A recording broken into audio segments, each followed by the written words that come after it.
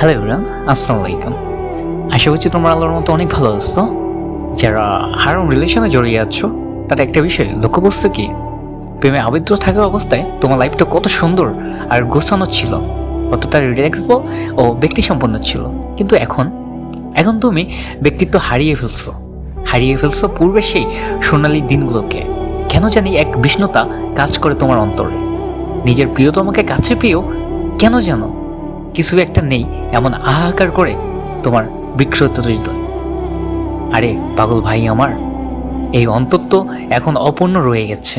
কারণ তোমার অন্তরে যার ভালোবাসা থাকার কথা ছিল, তার ভালোবাসার বদলে জাহান্নামের একটা আগুন নিয়ে তুমি খেলা করছো।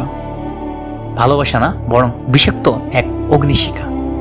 মরিচিকার পিছনে দৌড়ানো বন্ধ করো ভাই আমার, বোন আমার, ফিরে আসো ওই রবের দিকে।